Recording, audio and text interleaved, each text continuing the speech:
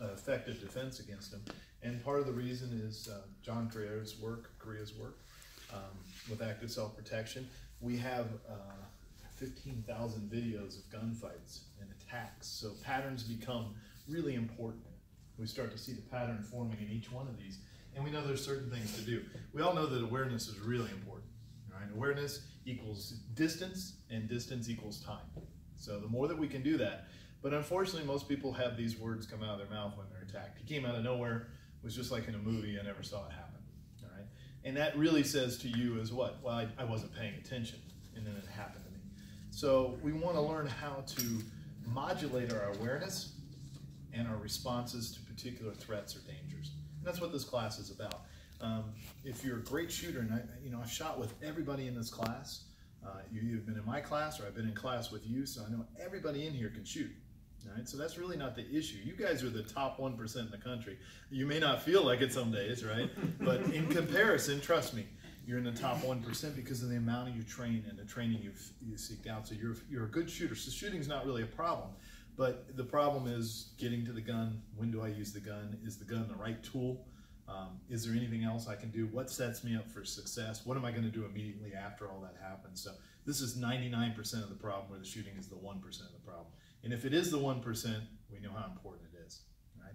But for most of us, we're going to have problems that don't require shooting. We're going to have nuisances that need to be dealt with, right? We're going to have people that have low-level threats to us that are not lethal force oriented. So what do we do in those situations? And having some sort of course that allows you to work through those extremes is very useful. Sometimes it's one or the other. It's either lethal or non-lethal.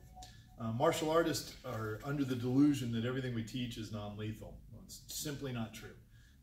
If somebody like me punches you in the head and you're on the floor, that's lethal force. If I choke you unconscious, that's lethal force. And people have been charged for these things. There's a famous martial artist right now that's being charged with it because he got attacked by a guy, but he held him in a rear naked choke. All right, and they said it was excessive force. And he made the statement, well, thank God I didn't have a gun. That's real lethal force. So I'm sure his attorney's going to be enjoying working with him. But he doesn't understand the techniques that he's teaching and what they're in use for. And that's what we got to get to with you guys, how we can do that. First thing is just low-level stuff. How can we deselect ourselves? You guys always hear deselect yourself. Well, what the hell does that mean? What is deselection? Part of it is posture. A part of it is recognizing the warning signals.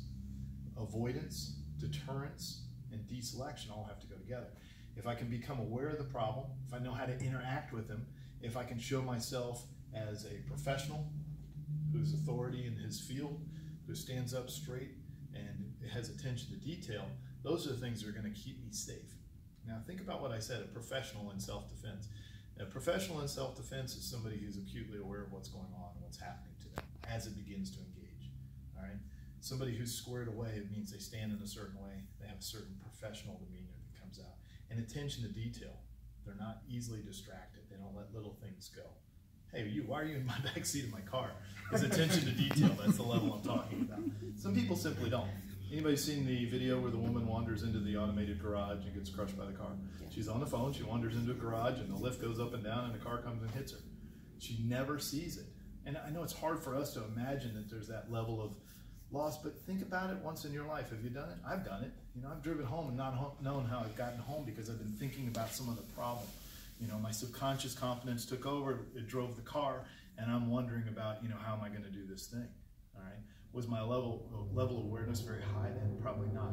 Now, a good thing is there's a lot of automated defenses in that subconscious confidence. If somebody pulls in my lane, I know what to do automatically. Foot goes to the brake, turn the wheel, move away from the threat. That's what I want you guys to have in this class, is an automatic defense to those things.